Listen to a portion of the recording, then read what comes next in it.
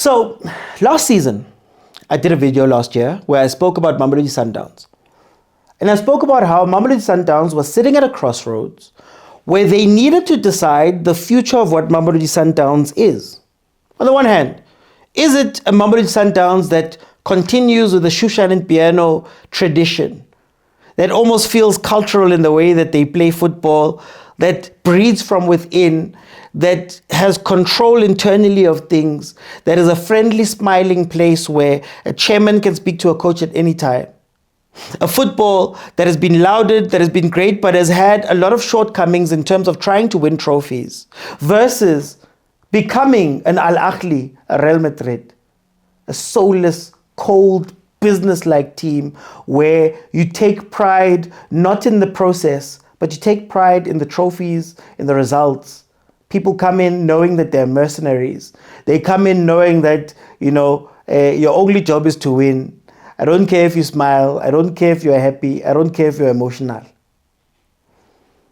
And they made a choice, which we are still going to speak about. I'll make it a separate video. I bring this up because almost silently, Orlando Pirates faces a similar crossroads. Similar, not the same. Because for Pirates, I don't think it's a battle for the soul of Pirates or whether they need to change the outlook of the team completely and do things a whole lot different and bring in technical directors. I don't think that is the problem. I think with Pirates, they're at a cultural crossroads. Because contrary to popular belief, I think Orlando Pirates is an incredible team. A lot of my criticisms about Pirates is more lying on, I feel like Pirates should be bigger. I feel like Pirates should be winning more. I feel like that team, development-wise, is incredible. First team identity-wise is incredible. The way that they've brought people in is incredible. The way that they've been localized is incredible. The way that they approach the game is incredible. But there's maybe a couple of things that Pirates needs to take it to the next level. I want to see an Orlando Pirates in the next few years become a Club World Cup playing team, best of the best up there. I want to see them move into those places where they're a consistent figure in African football. But there's considerations that need to be made. And I'll start us off here.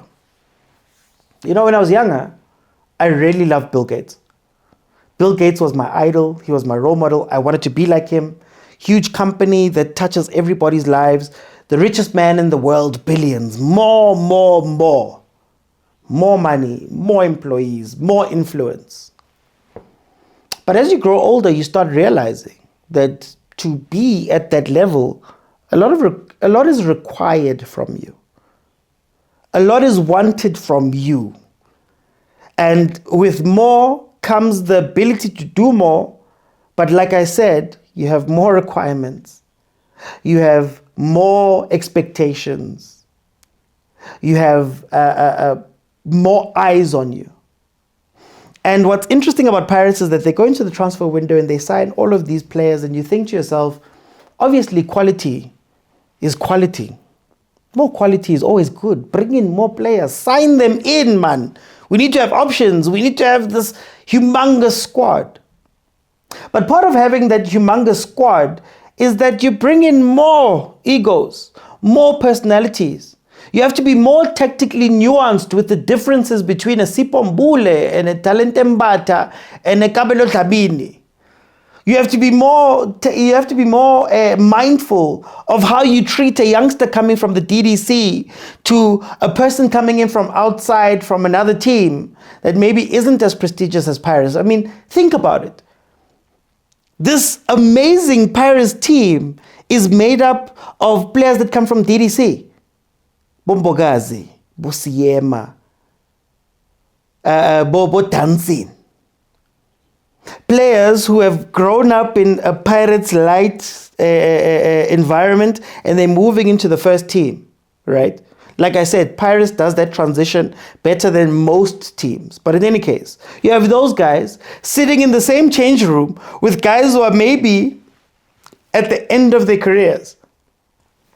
Your Tokis, your CBCs who are older, elder statesmen, who some have moved into the Mayela role in the locker room, and some are moving to the Mayela role behind the scenes.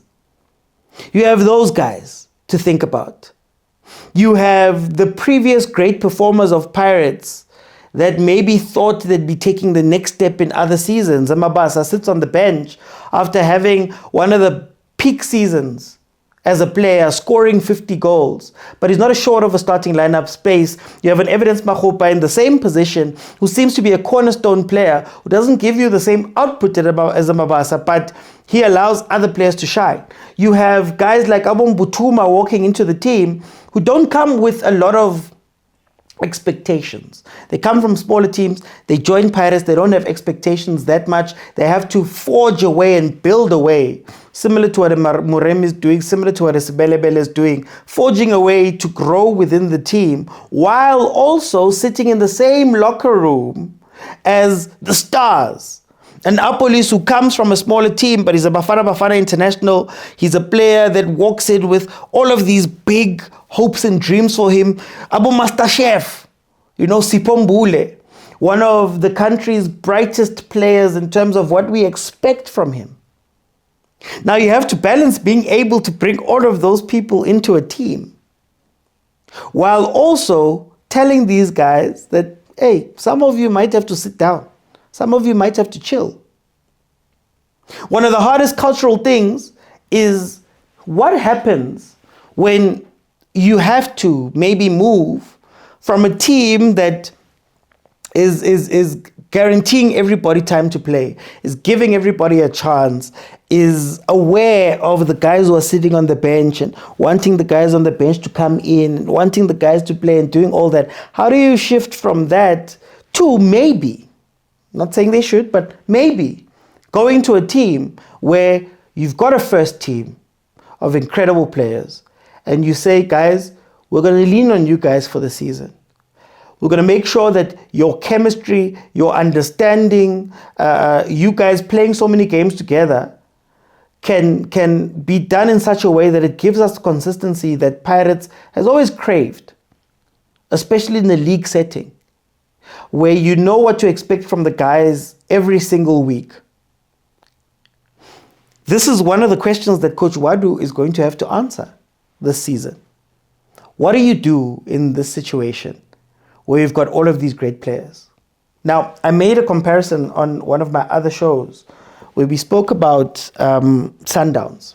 And I said that the difference between Sundowns, I guess, and a lot of other teams is that at Sundowns, the management of the team is the competition. So everybody knows that if you perform, you will get a starting berth, you will play. If you don't perform, even if you're really good, or even if you perform just below the level of the starter, you're going to sit on the bench because that is what manages that team. It's not guided by feelings. It's not guided by, I like this one over this one. It's guided by, Tebza is one of the best midfielders we've had of recent history. Unfortunately, Obas, you might have to sit behind this man. Allende is one of the best midfield imports we've had in the country in recent memory. Unfortunately, it means that Mkhulise, you might have to sit on the bench. Whereas with Pirates, there's a feeling that, every couple of games, you'll get a chance in Twanangena, which is a tough thing to manage because somebody might be consistent. Somebody might be on form. Somebody might be on fire. Do you risk breaking that fire when you're rotating? Especially when you're playing a game every 3 days, you're looking for consistent results. That is something that they're going to have to look at. Here's another thing.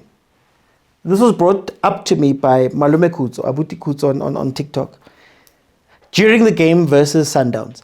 He spoke about how Orlando Pirates in that starting lineup doesn't have a lot of players that have been at Pirates even just for one season. You think about your Mbogazis, your Siemas, you think about your Muremis, you think about your Denson who was coming in, you think about your Nduli, you think about your Apolis. A lot of those players have not been at Pirates for a very long time. And while he was talking about it in the sense of the game, in the sense of, maybe you should give Pirates credit because they're integrating these players in versus the Sundowns that has a Motaung that has been there for at least 2 or 3 seasons more. Actually, you have a Mokwena. Well, you think about the Mokwenas, you think about your Ronwen Williams, you think about how Islanders got a good 2 seasons in him, you think about the consistency in the way that team has been built around. So you have to clap hands for Pirates being able to fight this team with a group of what we're deeming misfits who are just new. But where I want to take it is a conversation about the future of Orlando Pirates.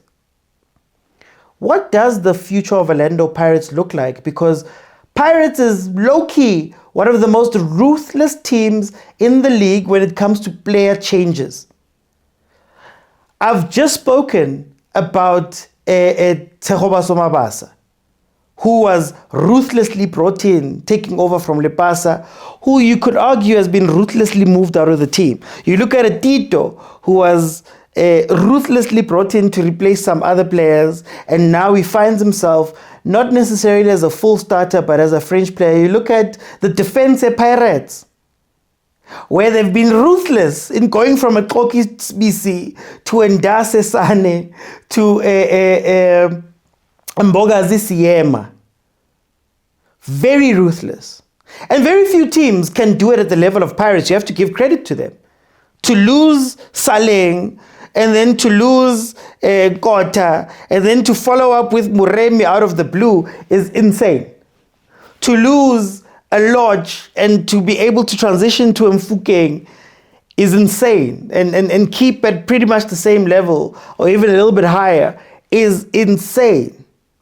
But it begs the question, do you not need some institutionalized experience, some experience that comes from players that have been at Pirates for 3, 4, 5 years, consistently starting? Do you need Mbogazi now to be looked at as the guy that you're going to look at for the next 5 seasons? And make sure that once you reach that, he is part of the cornerstone of the culture, where he's sitting there and you're looking at him and you're going, yeah, Mbogazi is a Lechwati. Mbogazi is a Chele. Does it help Pirates to say, you know what, guys, as much as we want to bring people in all the time, the DDC players, all of those guys, does it help Pirates? Does it hurt Pirates? And does Pirates maybe need to sit down and go, we need some experience here? Who's going to be our Tebza? Who's going to be our Ronwin? Who's going to be our Motaung? Who's going to be our Mudiba? Who's going to be our Zwani? Obviously, he's phased out, but who's going to be our Zwani, our Matrapa, Morena, who have been at the club since... People forget that Morena has a Champions League medal, that have been with the club ever since. Well, Zwani does. I think Morena came the season after, I'm not sure. But you have those players who carry Sundowns in them, but also who have the experience so that you don't start over every year. Do you now sit back and go, I'm going to make Mbogazi, Mbata, Mfukeng, the cornerstone players for Pirates, and will that serve to help Pirates? Because you have a Pirates team that started a Champions League, started without a Champions League with Jose, got into a Champions League with a certain group of players, got to a semi-final with another group of players, and now it almost feels like they're starting from scratch again. And in terms of the club's momentum, would it help them to keep those players? Which is another question they need to answer. Would it help them to keep some of those guys and say, no matter what, that's my starter? Because these guys, Pirates is ruthless with moving on. No team moves on as swiftly, as clearly, as successfully as Orlando Pirates. But maybe that is why you lose to Zhuaneng, you learn your lesson in the second season. In the third season, you've got a new coach. In the third season, you've got new players that you're trying to bring in, and they sort of repeat the mistakes of the previous team. Would it help Pirates to have a long-term vision for the players, for the team? And I know the argument is that Coach Jose was meant to be a 5-year, 6-year coach, was meant to be there the whole time, ushering in and guiding all of this process. And maybe him leaving destabilized the team. So you can argue that that was something that happened. But you have to look at, sometimes you need that consistency from the team in order for them to do the big things that you want them to go out and do. But for me, the biggest conversation, and I guess I've been trying to have this conversation for a couple of weeks, and I've been a little bit misunderstood, is I always say Orlando Pirates has the best fans in the country.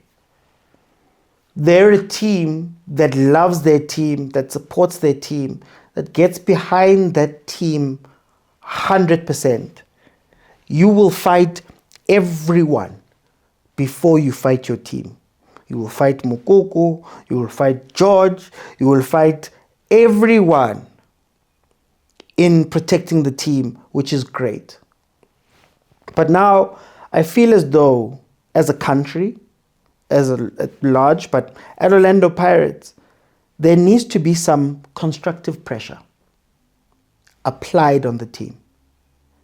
I feel like when we speak about pressure and we speak about criticism and we speak about all of that, it feels like it's one or the other. It's either really bad and you should shut up because everything is going fine, or you go the other way where it's really good.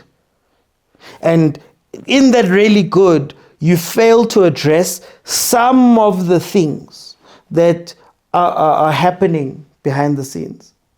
And I think as optimistic as Orlando Pirates fans are, it feels sometimes as though we excuse the club. We excuse the club to the point where progress is halted. And I'll use an example. I'm an Arsenal fan. And if you speak to Arsenal fans, they're probably the most optimistic people about their team. They probably believe everything about their team. They believe they're the smartest. They believe that they're the best. They believe that Arteta is the best coach in the world. They believe that their players are the best players in the world, even though the results haven't shown. They've been runners-up a few times. They've been knocked out of stuff. And over a very long period of time, what happened is that this is a club that has not won a major trophy since the FA Cup. And I know you'll argue about Community Shield, but on a large lens, this is a club that doesn't have a Champions League. This is a club that hasn't won the league since 2003-04.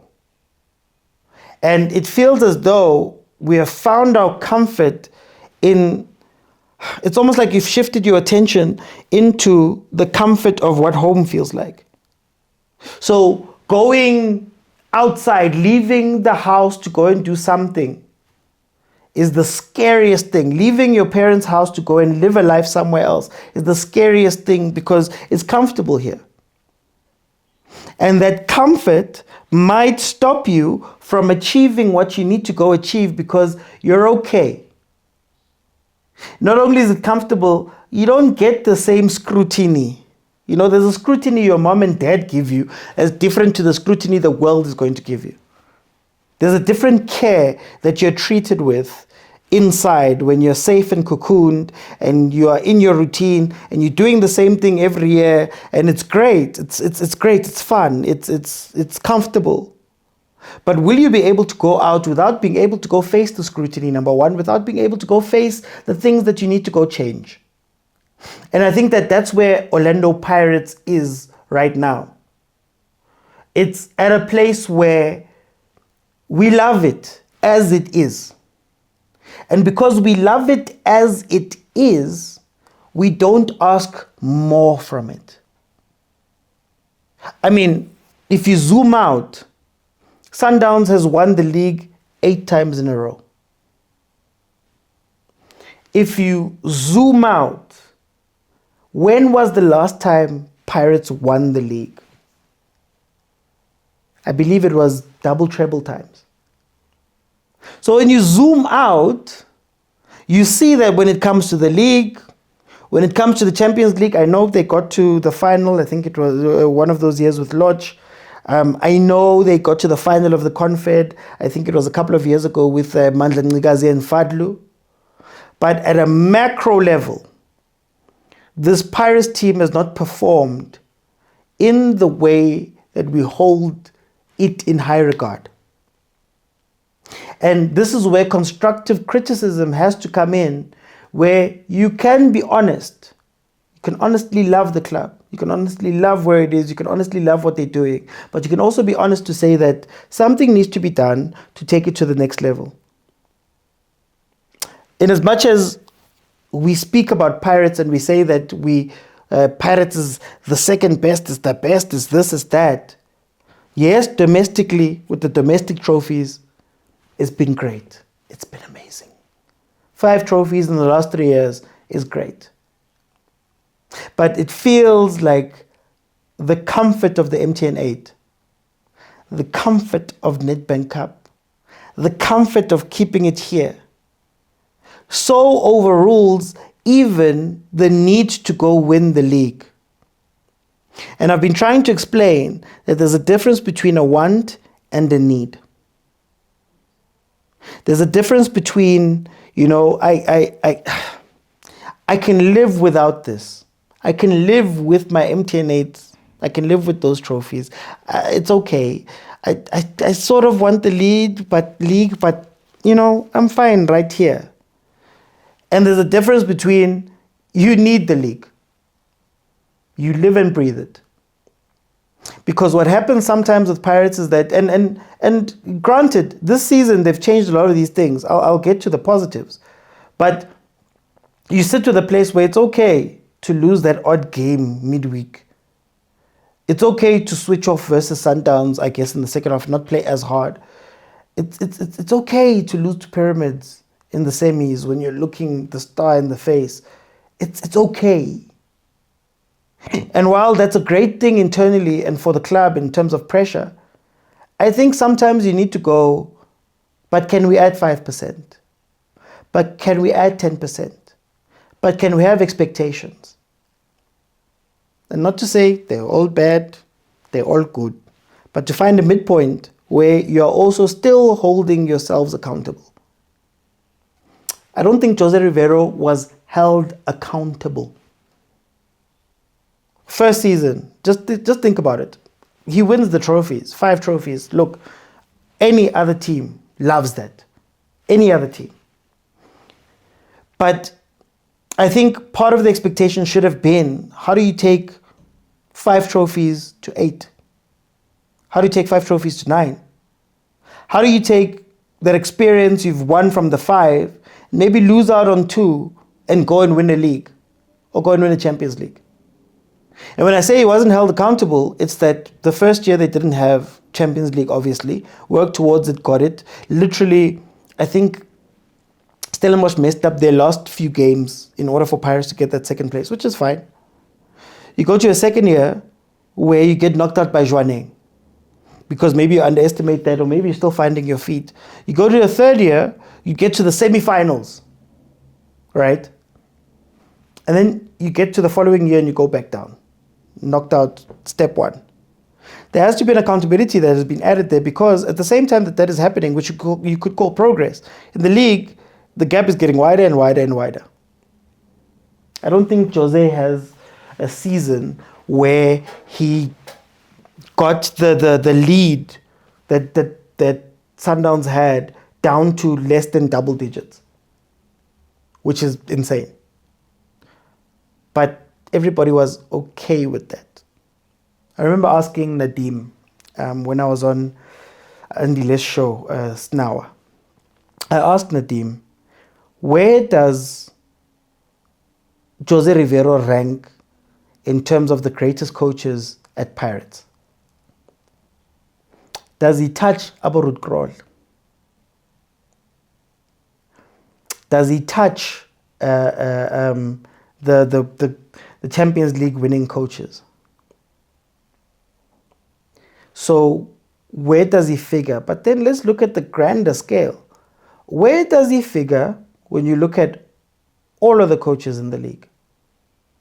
Does he touch a Pitso? Does he touch a Ted Dimitri? Does he touch a Gordon Iggesund? Does he touch a Gavin Hunt? If not, then what can we rate his time at Pirates has been? As great as it was. I don't want to take away how great it was. Again, any other team would love that. Any other team would die for that. I know neighbors who would die to touch some of what Pirates did. You saw it when they won the Nedbank Cup.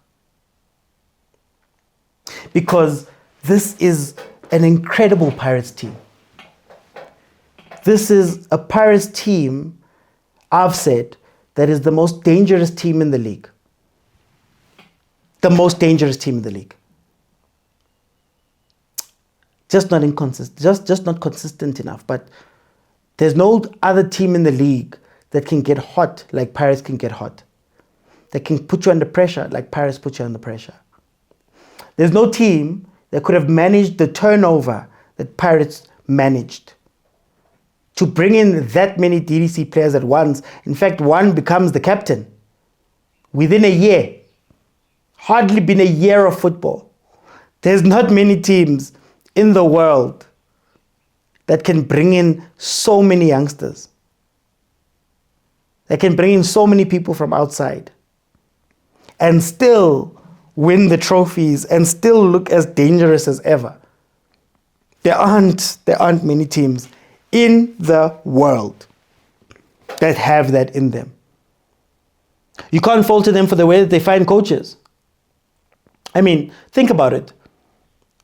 Jose Rivero came after Mandla Ncigazi and Fadlu Davids took them to a final. Fadlu Davids, who's now becoming one of the biggest coaches in Africa, was at Pirates. And before that, Joseph Zimbauer, one I believe, was at the MTN 8. When we talk about scouting players, think about all of the no-name brands that Pirates has found and brought in. Think about how much we complained about Makaula and his age when Pirates signed him. We might have been right with the age thing, but think about how now midfield of the season. Abu Chain coming from Chipa United as third-string goalkeepers. Being able to do that, there's not many teams that can touch Orlando Pirates. Being able to have a culture that is internal. I remember trying to explain to somebody that the most incredible thing about Pirates is that people, they have archetypes within a team. We don't have many teams that have long-running archetypes. Where Lehwati can be followed by Chele, can be followed by Sangweni, and then fast forward to you finding SCBC, and then you finding SCBC and all of those guys 2.0 in Bogazi. That's one type of player, guys. Isn't that insane? You have a Saleng and Kota. You have a Mfukeng, a Lodge, a Pule, all the way down to Gautrain. That's a line. You could argue a Charlie to a Tim to a Makaula in terms of hard men in the middle. Obviously, those other guys were hybrids because you could mention them with Abo Mbata, who had Abo Dlamini, who had, like, Orlando Pirates has one of the strongest footballing cultures that I think is not given enough credit. We speak about Sushan and Piano all the time, but Pirates knows exactly how to play and what they're doing. They have some of the best, again, cultures where everything is quiet. You don't hear a lot about Pirates behind the scenes. I made the joke about who's the technical director of Pirates. We don't know. That is a huge plus. Huge plus. The transfers happen quietly. For all intents and purposes, this is a club that should be doing way more. This is a club that should be the World Cup representative. With their history, with their culture, with all of the things I've just noted now, their DDC, their development. I mean, they just swallowed up Supersport's development. One of the best developers, they went straight to the source. Even before that, they're playing. Look at what the kids did to Sundowns this past weekend, 5-1. And to have players that are just consistently coming from there, guys, they've got everything. But you have to be intentional. You have to want it.